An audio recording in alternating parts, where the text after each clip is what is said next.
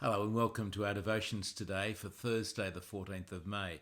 I'm so pleased you've joined me as we continue to look at John's Gospel and using this booklet, The Word One to One. Well, yesterday with Chris Hollister, we looked at the time when Jesus first comes to the temple in Jerusalem.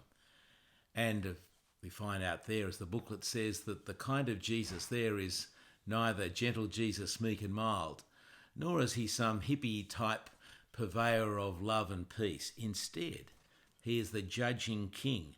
And not surprisingly, this leads to a strong response from the Jewish authorities in charge of the temple. Before we look at their confrontation with Jesus, let's pray.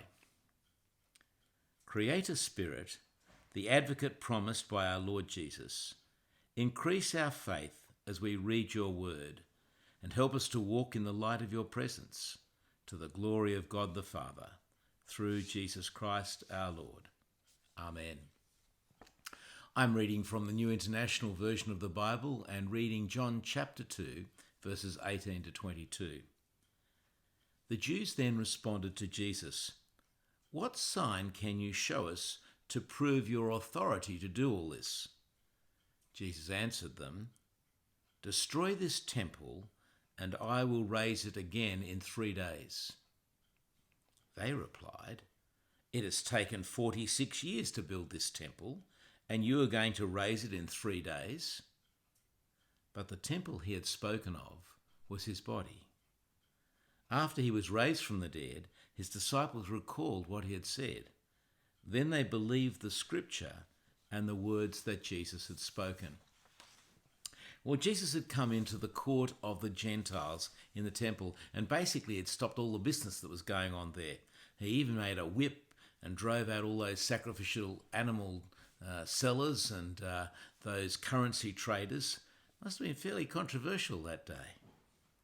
No matter what the average Jewish person thought of those unlawful money-grabbing practices of the temple authorities, no one ever dared to do what Jesus did that day.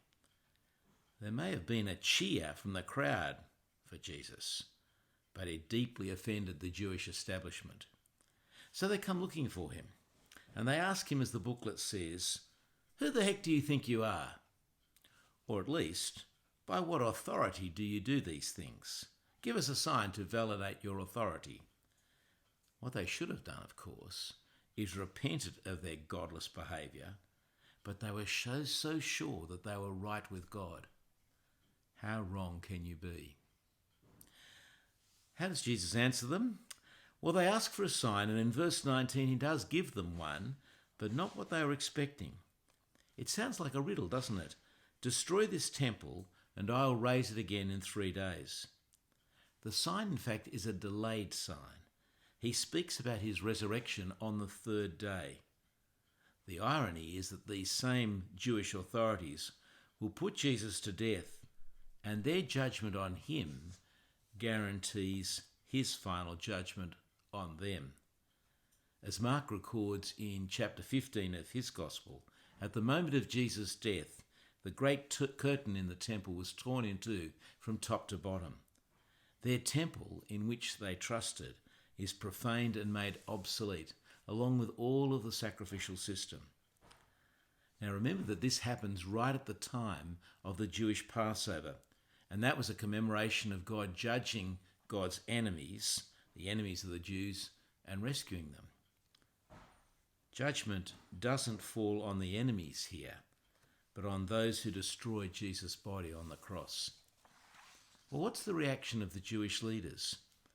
Well, when they hear Jesus say that, they can only think in terms of the temple building. They proudly announce, "Look, it took 46 years to build this." And it was a magnificent structure indeed.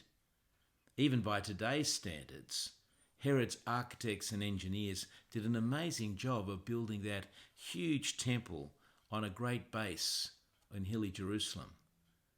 Herod the Great died before the building was finished, and in fact it only lasted about 60 years before the Romans came in and destroyed the temple completely, never to be rebuilt. We need to pause and reflect on the staggering claim of Jesus, which John records for us in chapter 2, verse 21. You see, the temple that Jesus is referring to is not that massive edifice on Mount Zion, but rather his own body. Of course, he's talking about his death, and he is also talking about the end of the temple as the place of meeting with God. Once Jesus, the Lamb of God, had made that one true sacrifice for sin on the cross, there was no more need for any sacrifices at the temple.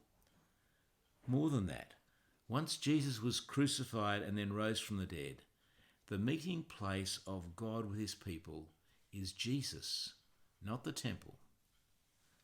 We can go further and say quite correctly that no building, no matter how beautiful or useful it is, replaces and becomes the new temple that is Jesus. The Apostle Paul speaks of the body of Christ, referring to the local church, that Jesus' body in that sense taken up in the body of believers. Traditionally, we give names to our church buildings such as St. Swithin's, but the reality is that St. Swithin's or St. Bloggs or any other building is really just a convenient place to meet. It's no new temple. When visitors come to our building and they admire the gorgeous sandstone and woodwork of our building, they often say, "What a beautiful church." And I usually respond a little bit cynically, "Yes, and the building isn't all that bad either." As we read in Acts chapter 17, the Apostle Paul is at pains to tell the religious Athenians that God does not dwell in temples built by human hands. Rather, God promises to be with his people when they gather together. I think we understand that better than normal at present, for we cannot gather in our buildings. Instead, we meet together virtually by the use of very clever technology. Our church buildings are empty, but not our churches. One day, when Christ returns, he promises that the whole church, God's people everywhere, will be gathered together around him in the new creation. That will be such a great day. But now, every time we gather, wherever we can do that, and wherever we can do that, in person or virtually, we look forward to the future, when every believer will be raised from death to life, to live with God forever. What a wonderful promise that is. So wherever you are today, what we can do is gather together in prayer. So let's do that, shall we? Let's pray. Lord God, we give thanks that you are always attentive to the prayers of your people. We pray for your people throughout the world, in local churches everywhere, and for those here in Sydney and in this diocese. Strengthen your church in every place for its witness and work in the world. Assist your people to boldly confess our trust in Jesus and to speak of your grace and glory to our anxious and fearful world. And we ask this in the name of the one who died and was raised to life and now reigns with you and the Holy Spirit, one God, forever. Amen. Loving Father, you are the loving God of all the nations and peoples of this earth. Please look with mercy and compassion on all you have created. This day we ask for your help. Please deliver us from the coronavirus and limit its impact in the world and in this country. In your mercy, bring a swift end to the crisis. Please protect with your loving care those we love, our families, our friends, and our neighbours. Let your fatherly hand guide, shelter, and strengthen them. Cast out all anxious fears and doubts, and give us an increasing trust in you. Fill our hearts and minds with your peace. We pray for those around the world now struggling with COVID-19. Heal and comfort those who are sick and suffering. Protect and guide the health of professionals who are on the front line. And we pray especially today for our own city, for Anglicare, and for the staff and residents at Newmarch House. Please give wisdom and courage to those who bear responsibility for confronting this challenge of the virus. And we ask these things in the powerful name of Jesus Christ our Lord. Amen. Well, thank you for joining me for our devotion today. Tomorrow we're going to look at that verse 22 and understand what true faith means as the disciples look back on this thing that Jesus said and understand it in the light of the resurrection. But meanwhile, we know lots of people are struggling, especially those living alone, and we are here to help you. If we can assist in any way, please don't hesitate to make contact with us. If you'd like more information about these devotions or other resources and our Sunday services, you can find them on our website, www.swiz.org.au. Once again, thanks for joining me. And may the grace of our Lord Jesus Christ, the love of God, and the fellowship of the Holy Spirit be with you all evermore. Amen.